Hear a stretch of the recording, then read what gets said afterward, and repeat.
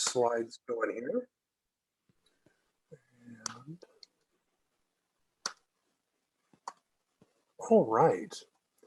Again, my name is Bill Pfunder. I'm the Incentives Program Manager at the Oregon Office of Rural Health. On my team, but not present on this call, we've got Stacy, Brittany, and Rachel, each who play an integral role in the efforts of our office. This isn't all of our employees with the Oregon Office of Rural Health. We're about 14 or 15 people, all specializing in different areas of supporting both rural practice sites and providers, but also urban underserved.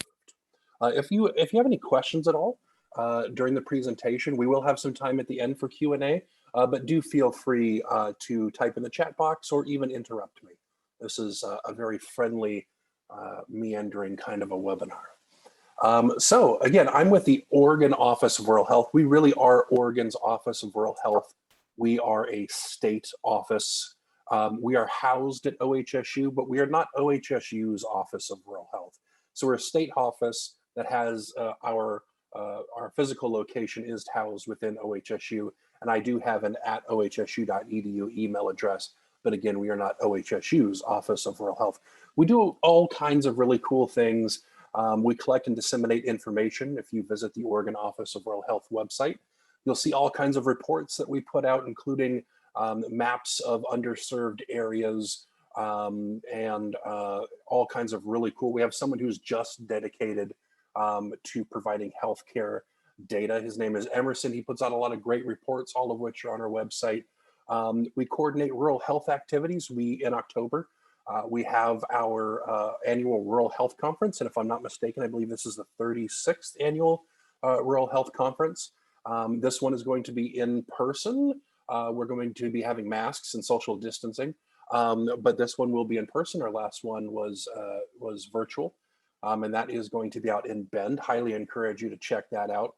But one of the cooler things that we do, and I say it's one of the cooler things that we do because I manage it, it's provide recruitment support for Oregon's underserved communities. And again, even though we are the Oregon Office of Rural Health, we also support urban underserved populations as well. So before we get into loan repayment programs, just a little bit of definition here. Loan forgiveness programs are offered to students currently enrolled usually in medical school. And those loan forgiveness programs offer funds to students to pay for medical schooling in advance in exchange for a service obligation at an approved practice site once they graduate.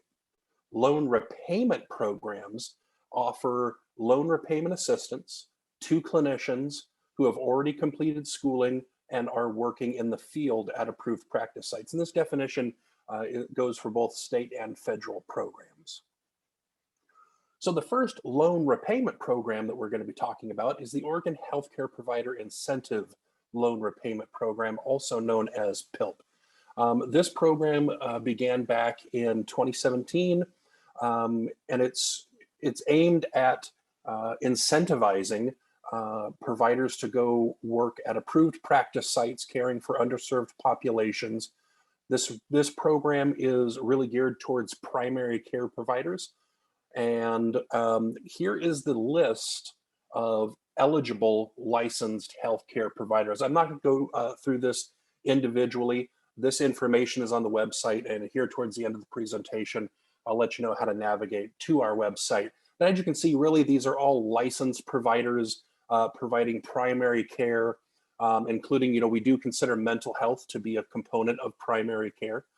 So you'll see some mental health providers, but all of these people are licensed. All of these folks are going to be working in a traditional brick and mortar setting. They're going to be seeing people on an outpatient primary care basis. This program does allow for some mental health providers who have completed their schooling but are working on their required licensure hours at approved practice sites. So those working towards that licensure can also apply to this program so long as they are working at an approved practice site and on an outpatient basis. So to be a PILP qualified site, A site must be located in a health professional shortage area or have a facility HIPAA, like in the case of FQHCs, and be serving Medicaid and Medicare patients, and have a site application on file with my office, the Oregon Office of Rural Health, and receive an email letting you know that you have been qualified for this program. Now, there really should be a bit of an asterisk on the HIPSA. You know, all FQHCs pretty much 99.9% of the time are going to have facility HIPSAs. However, we do have the ability, if there is a practice site that is seeing a high Medicaid and or Medicare or combined percentage, to qualify that practice site for PILP, even if they are not located in a HIPSA. Again, they have to be providing primary care outpatient services for this program. But if, say, a practice site is providing over 75% Medicaid and or Medicare or a combination of the two, we can make an exception to the HIPSA rule for that practice site and get them approved for this program. So for this program, full-time service providers must commit to a 3-year service obligation in exchange for a tax-free award of up to 50% of their qualifying educational loan balance, up to $50,000 per obligation year. In the past, full-time was defined as working 40 hours per week with 32 hours of direct patient care. Back in early January of this year, we amended the rules, and now to be a full-time provider, someone just needs to be providing 32 hours of direct patient care. And direct patient care is pretty much defined as anything that has to do with patient care. That can include charting, that can include writing orders, patient consultations, patient follow-ups. So anything that has to do with patient care, we can include in that definition of direct patient care. Administrative hours, if you have a provider who is overseeing other providers, that does not count towards direct patient care, nor does research or things like advocacy for the practice site or community. That does not count towards direct patient care. Also, in the past, this program used to pay out at $35,000 per obligation year. Again, it has been raised to $50,000 per obligation year, and which means the most a full-time provider can get out of this program is $150,000 in exchange for a 3-year service obligation. And when talking about the 3-year service obligation, a very common question that we get is, providers reach out all the time and say, hey, I have been at my practice site for 2.5, 3 years. Do I get credit for the time that I've already worked at my practice site? And the answer to that is no. The 3-year service obligation begins the day that you get, or the day the provider gets their contract from the Oregon Health Authority saying that they are under an obligation with the state of Oregon. All contract start dates either have a 1/1, 4/1, 7/1, or 10/1 start dates. So we have 4 contract start dates throughout the year, and that 3-year service obligation would begin on one of those dates and end 3 years later. So part-time providers, again, must also commit to a 3-year service obligation in exchange for 25% of their qualifying educational debt, up to a maximum of $25,000 per obligation year. So the most a part-time provider could possibly get out of this program would be $75,000. Part-time service in the past used to be defined as working at least 20 hours per week with 16 hours spent providing direct patient care. We amended the rules, and now a provider just must be providing 16 hours of direct patient care in order to be considered part-time, and all of the same direct patient care definitions between full-time and part-time are the same. The service commitment is with the state of Oregon and not necessarily with the practice site. It is the contract is between the provider and the state of Oregon. And if a provider decides that they would like to switch from one practice site to another, they can. so long as they get written approval from the Oregon Health Authority. If the provider is looking to switch to a site with equal or greater need, then it's usually the case that the Oregon Health Authority would approve that transfer. If the provider is moving from a high needs area and wants to go to a relatively low needs area, it's less likely that the Oregon Health Authority would approve that transfer. And that also gives practice site administrators autonomy to not feel that that they have decisions to possibly, if need be, let a provider go.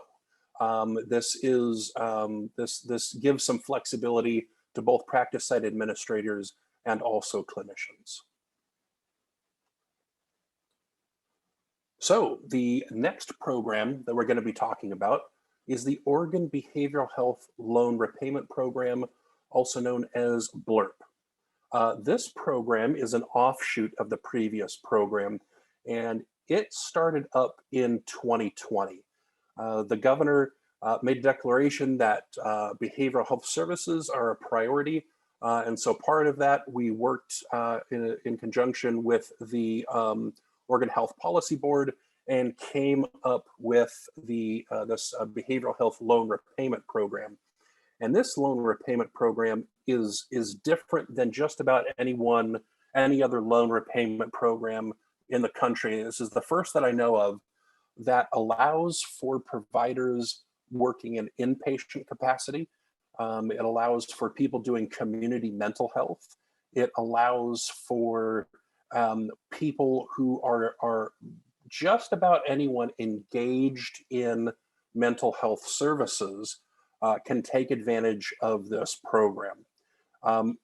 Other than the asterisks on that being providers who are overseeing clinicians, who are doing overseeing clinicians who are working on their hours towards licensure. However, during this last legislative session, there was a bill passed that allows for a loan repayment program for those providers. And exactly how that looks, the health authority is still carving that out. But once we do get word on how that will work, we'll do a big press release with the Oregon Health Authority, and we'll get the word out about that new loan repayment program for those in a supervisory positions. But as of right now, the only folks who wouldn't qualify for this behavioral health loan repayment program are those overseeing clinicians working towards their licensure hours. So we've got the eligible licensed providers here, pretty typical. Eligible providers who are working towards their licensure hours, much like the previous program. However, this program also allows for QMHAs and QMHPs. And we left that pretty vague. QMHAs and QMHPs just need to meet that statute definition. And if you go to that statute, it's actually pretty vague. And we wanted to include that to be pretty vague because we wanted to support, especially QMHAs, and give them the ability to pay off some of the other programs. Kind of backing up just a little bit, when we start talking about qualifying educational debt for the previous program, PILP, that is all going to be master's level debt. Basically, when we talk about qualifying debt, we take a look at how much debt a provider has. We kick out interest. That is not considered qualifying educational debt. And we also kick out undergraduate degrees in PILP. So in PILP, we don't pay on a bachelor's degree. We only pay on master's level and above. However, in BLRP, we have the ability to, in some cases, even for folks who are QMHAs who perhaps only have an associate's degree, we can pay on that associate's degree level debt.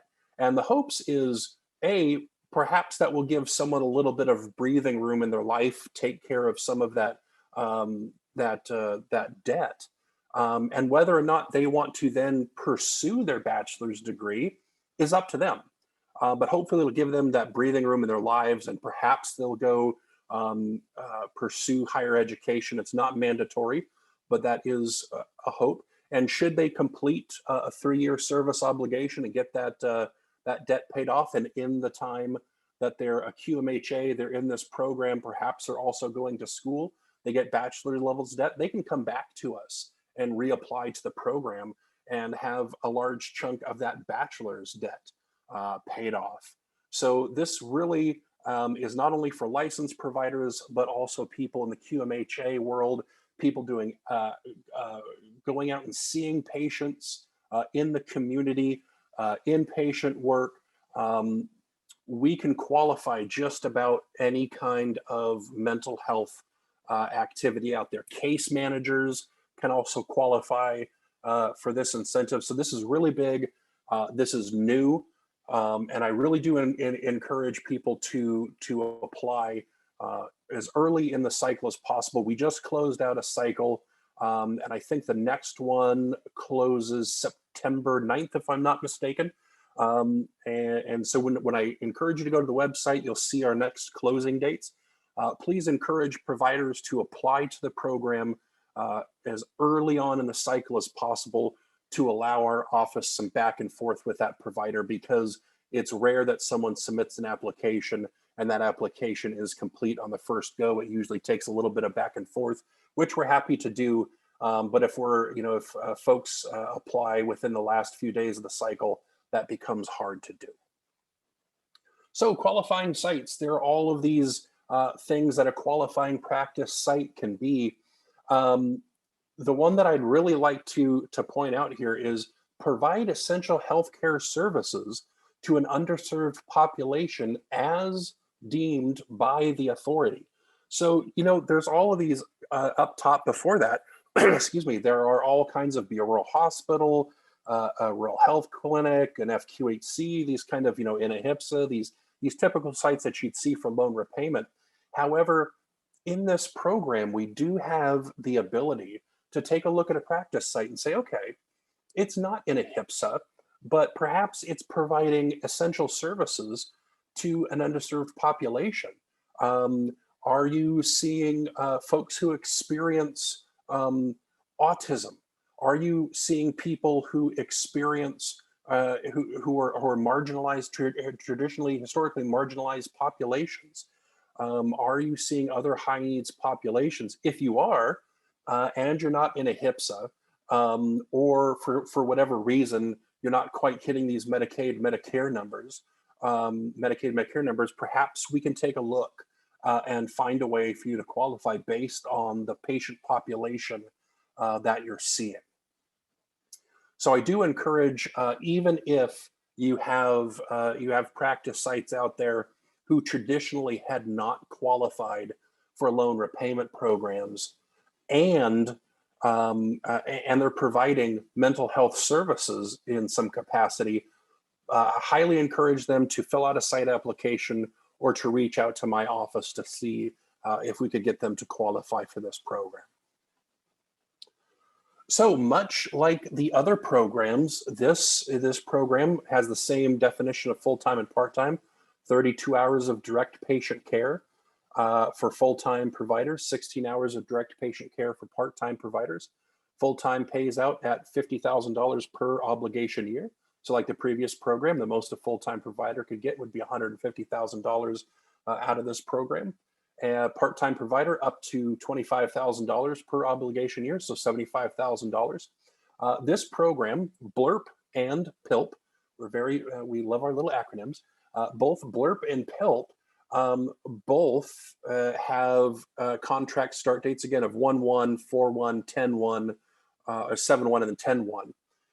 Once a provider enters into either one of these programs, they again sign up for a 3-year service obligation. And let's say a full-time provider, ends up with having $100,000 in qualifying educational debt. $100,000 in qualifying educational debt will net you a $50,000 award. And that $50,000, we divide that by 12, and we pay out the award amount quarterly over the life of the service obligation. So a provider would work for 3 months, submit an invoice to my office processes that invoice, and then sends it over to the Oregon Health Authority, who makes payments directly to the awardee. Those payments are direct deposited into the awardee's bank account, and then the awardee has 3 months to apply those funds to their approved student loans and provide my office with proof that they have done so. And in doing that, even though payments are made directly to the awardee, because we do collect those payment verifications, we can prove that it was going towards qualifying educational debt, which makes all of these funds tax-free. So now moving on, and I'm going to do a quick time check here. Great, we're doing good. So the Oregon Partnership State Loan Repayment Program, also known as SLRP. So we've had PILP, we've had BLRP, and now we have SLRP. SLRP is a partnership between the Oregon Office of Rural Health and the Health Resources Service Administration. We've been administering this program since, I believe, 2011. So it is one of Oregon's oldest loan repayment programs. And even though it is called the State Partnership Loan Repayment Program, it is funded by the federal government. And in this program, all providers that you see here, this is the list of providers. Again, this you don't have to write this down. This is all on the SLRP website, which I'll show you here in just a sec. All of these providers have to be licensed. They have to be providing outpatient primary care at a SLRP approved practice site. And unlike PILP and BLRP, because this is a federal program, we don't have a lot of wiggle room within the type of providers that we can allow in SLRP, or the type of sites that we can allow in SLRP. So to qualify for SLRP, a site has to be a nonprofit, has to be located in a HPSA, providing outpatient primary care services, mental, which includes mental, behavioral health, or dental services. It has to offer automatic discounts to people at or below 200% of the federal poverty level, and not take patients' assets into account when determining a patient's income level. And it has to be willing and able to provide 50% of their provider's total award amount plus a 10% administrative fee. So you kind of go, okay, PILP and BLRP, they don't require that a practice site match. They don't require that a practice site match funds for an award. So the practice site just kind of turns in a site application. Their providers turn in provider applications to the program. And if they're awarded, great, they get an award. That's that. With SLRP, a practice site applies to become a SLRP approved site. A provider, and again, participation in SLRP is completely optional. I don't want to freak you out when I start talking about matching funds. You can, your practice site, even if it qualifies for SLRP, can opt not to participate in this program. So while filling out a site application, there'll be all kinds of questions related to all of our various programs, even some of our loan forgiveness programs that I'm not going to go into today that we have. But we use one site application to determine eligibility for all of our programs. So there will be some questions on the site application that are definitely geared towards SLRP. So if you're a site administrator and you're filling out a site application and you see, I have to attest here that my site offers discounts, automatic discounts for people at or below 200% of the federal poverty level. If you can't attest to that, that's fine. Just skip it and move to the next. Not attesting to everything does not necessarily mean that you will miss out on all programs. It's just that particular question is geared specifically towards SLRP. So again, so why would a practice site want to pony up this money for a provider's award? Well, PILP and BLRP are competitive programs. They are programs where we'll have a fair amount of people apply. And out of that pool, the most competitive will be awarded. And what makes a pool competitive different from cycle to cycle.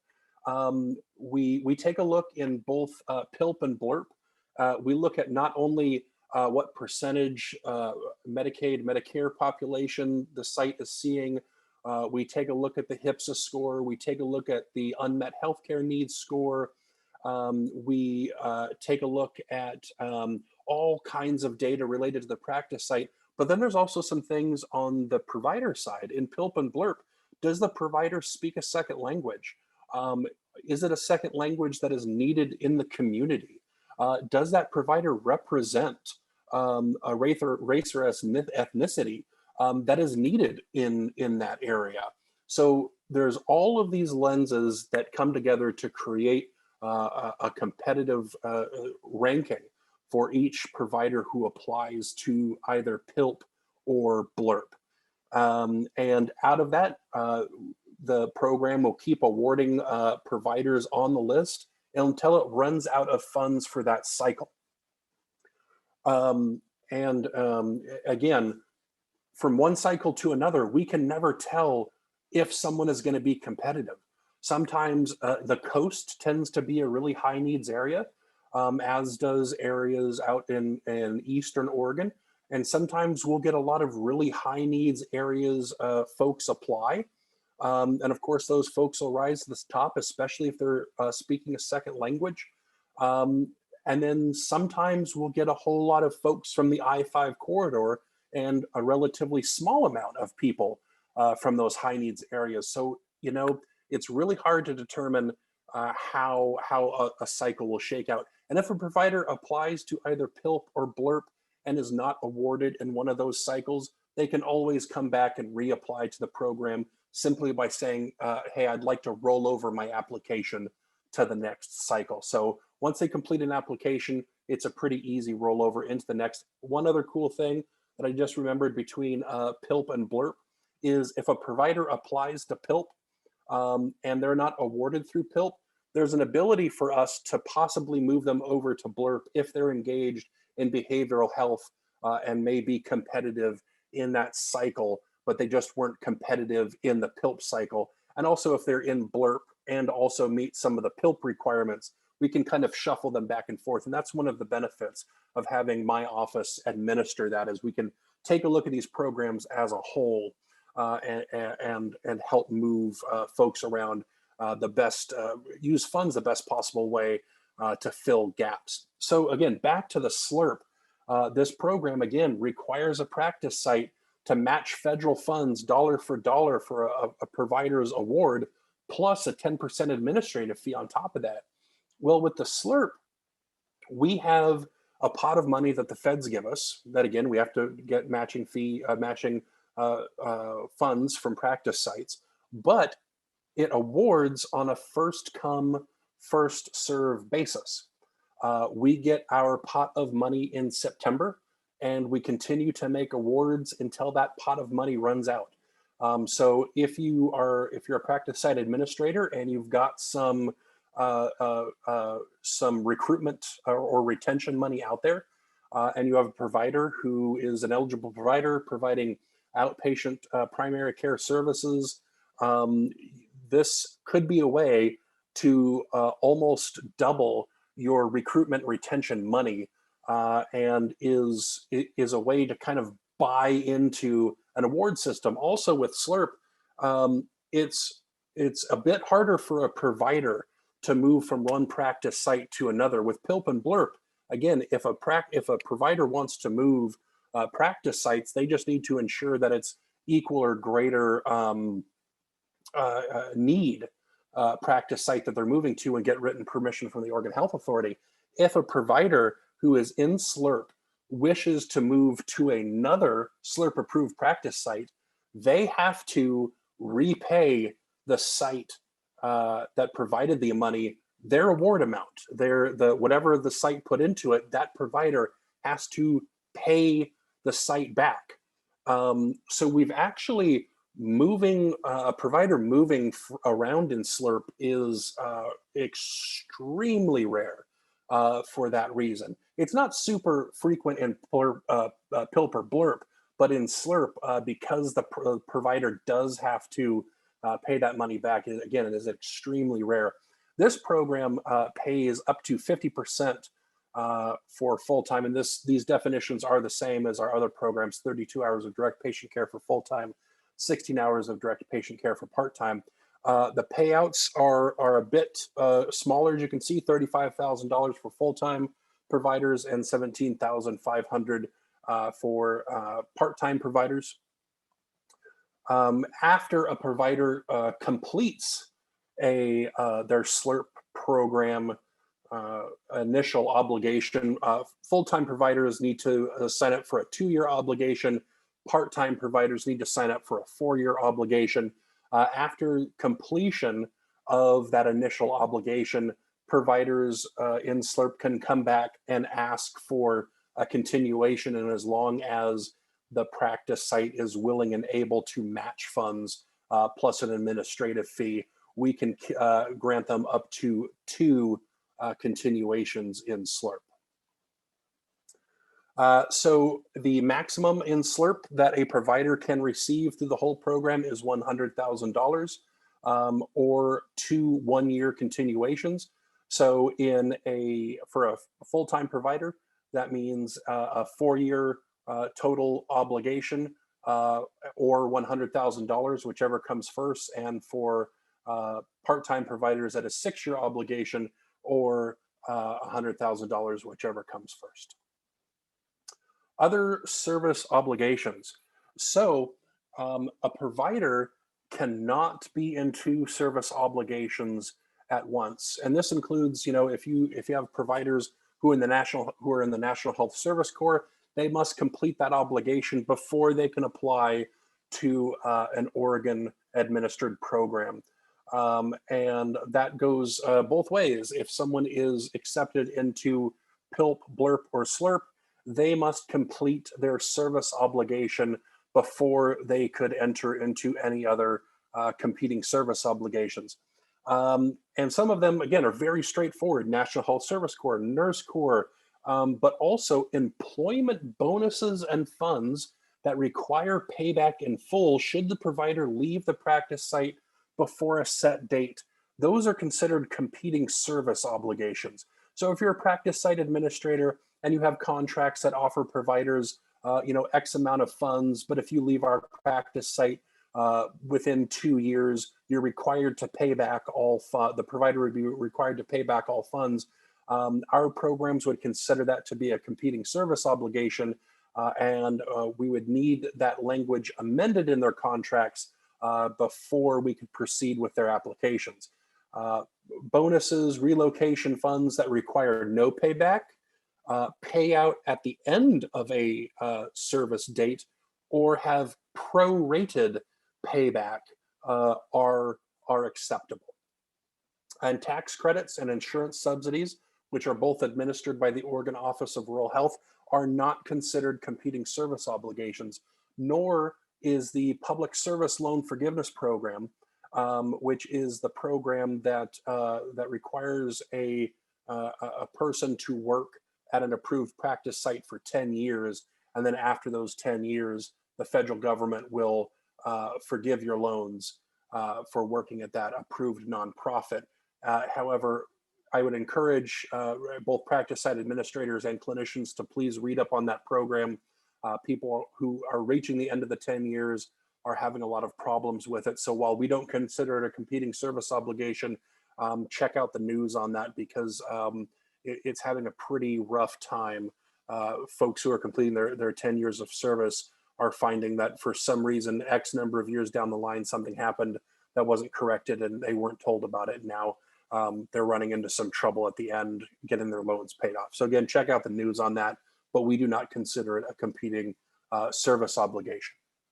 So if a provider would like to apply to our programs, or as practice site administrators, if you would like to find a site application, which I've spoken about a couple of times, if you go to the Oregon Office of Rural Health's website and click on the provider incentive tabs, if you click on provider incentive, it'll take you to an overview of what provider incentives means. It also has a link to a site application, but this drop-down menu, if you click on loan repayment, it'll take you to all 3 of those loan repayment programs that we just spoke about. There's also a link there that will take you to a page that speaks to federal, like NHSC loan repayment programs. So it's a bit of a one-stop shop for everything loan repayment. As you can see right below that, we've got a tab for our loan forgiveness programs. And just a quick shout out to both of those. Right about this time, we have providers who are exiting loan forgiveness programs. Again, those are programs that offer funds to students in advance to pay for their schooling in exchange for a service obligation once they graduate.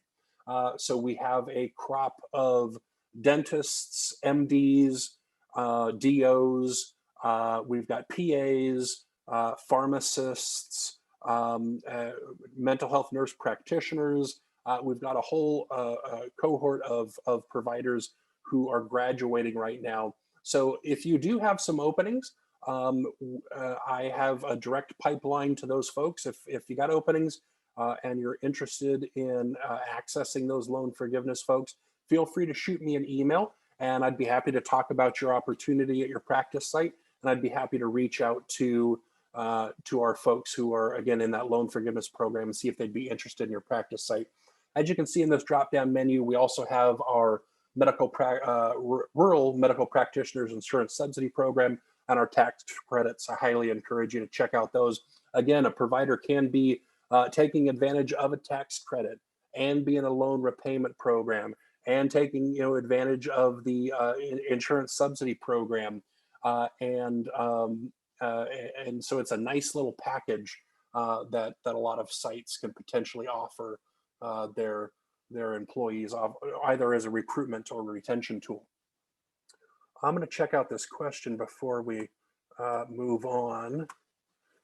Oh, thank you for posting that. I really appreciate that. So the Oregon Office of Rural Health, incentives are great, but we also have, who I mentioned before, Stacy Reed. She's our recruitment and retention manager. She can help you with things like posting opportunities and matching with candidates on 3RNet, which is a nonprofit job board geared towards rural and urban underserved clinicians and practice sites. She can help you identify strengths, investing in challenges. She can help you advertise your practice site. Stacy, right now, much like all of us, she's based out in Madras, Oregon.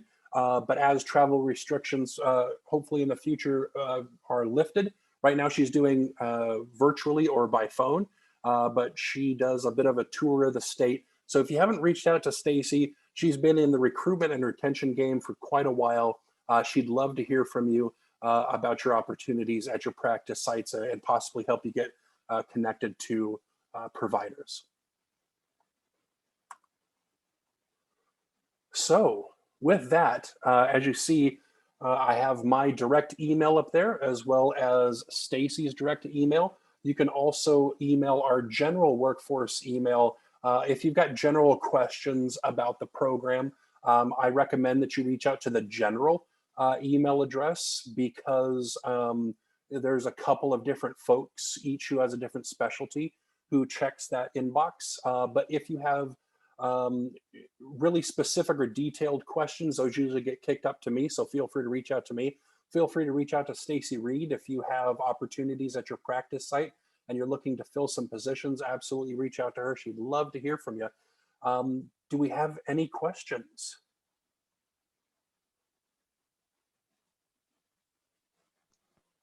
Thanks so much, Bill. Yeah, any questions from the audience?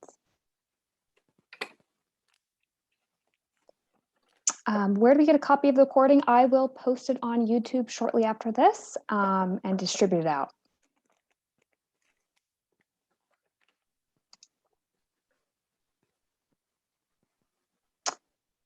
And I will also, yes, I will also send out the slides. Bill, I have a question for you. What happens if a provider only completes, let's say, 2 of the 3 years of a service obligation? That is a very good question, a very common question. So that's going to depend. Um, it depends on the reasons why a provider does not complete the remainder of their service obligation. If it is such that a provider enters into experiences some sort of hardship, let's say they have a loved one that they are taking care of that is ill or injured, or they themselves become ill or injured. Um, we have the ability to put obligations on pause if it is something that can be resolved over over the course of X number of months or even a year or so. We can put that obligation on pause so that the provider has time to recuperate or take care of that loved one and then re-enter the program, just kind of jumping right back in and restarting their obligation and payments. But if it is such that the provider simply needs to exit, whether they need to leave state to take care of a loved one in another state, that happens. And in those cases, generally, the health authority is takes it on a case by case basis, and I can say will be very lenient. Sometimes that means that the provider must pay back, depending on where they are at. If they were just paid a payment, and they may have to pay that payment back.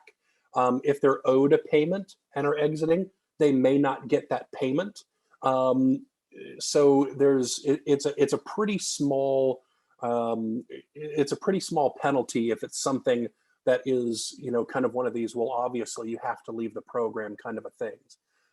If it is such that the provider says, gosh, I have this really attractive offer to go make a whole lot of money, in another state, or I want to open up my own clinic or XYZ, and I'm not going to be accepting Medicaid, Medicare patients. I'm not going to, I've got this great financial opportunity, and I no longer want to care for people in rural or urban underserved.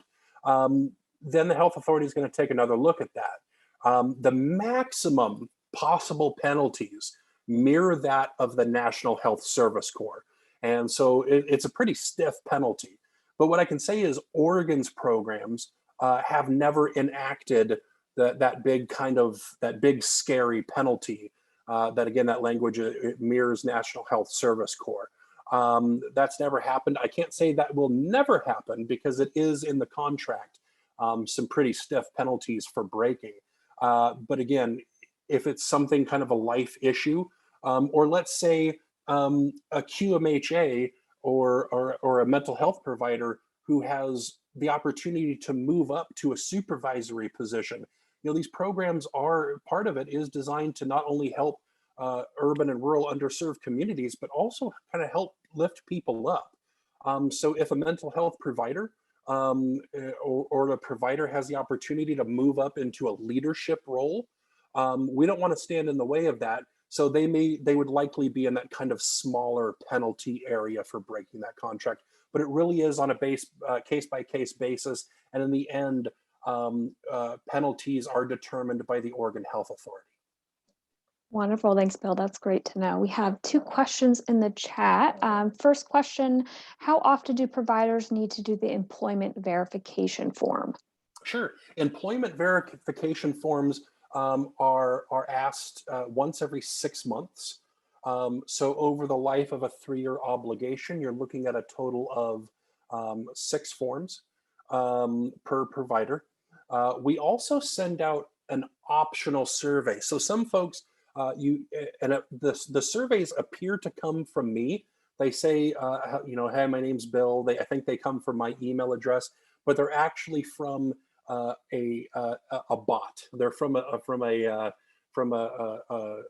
thing that we share with the National Health Service Corps, NHSC, to survey both clinicians and practice site administrators who have folks in our program. So even though it looks like the surveys are coming from me, They're not, those surveys are optional, but they are good data, especially when we go to the Oregon legislature to try to refund these programs. We can say, this is what people are saying about the programs. These are the type of people that the clinicians are caring for. So it is good data. So the non-optional employment verification forms once every 6 months, the optional surveys once a year. But again, those surveys are optional. Great, thank you. One more question. Can you speak to the EFDA shortage?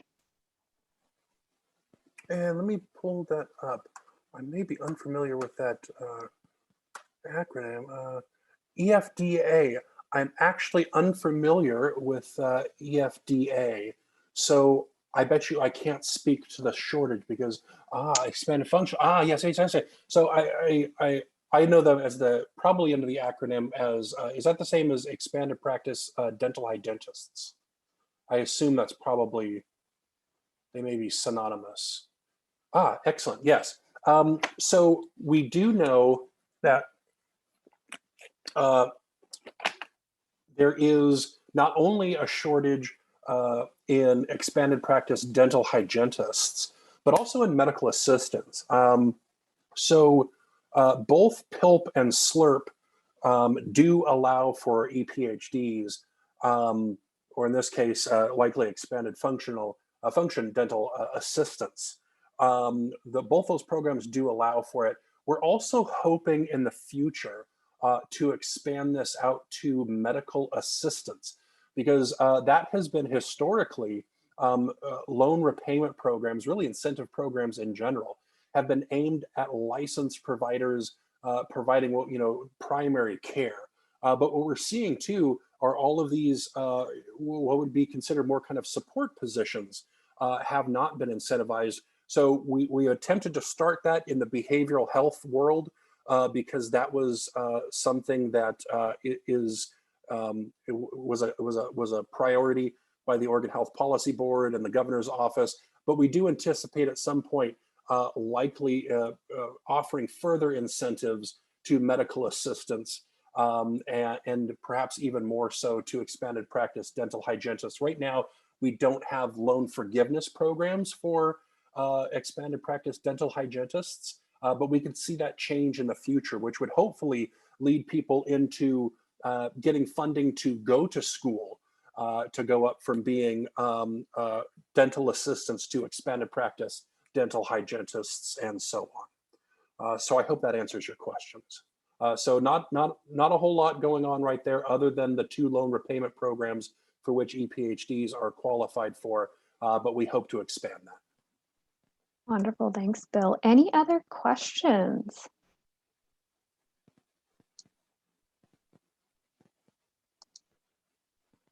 Okay, I don't see anything else coming in. Thanks again so much, Bill, for presenting on this. This was super helpful, and I will be sure to distribute the recording and slides to everyone that attended today, and feel free to pass it along to anyone else at your organization. Thanks, everyone. Have a good one. Thank you so much.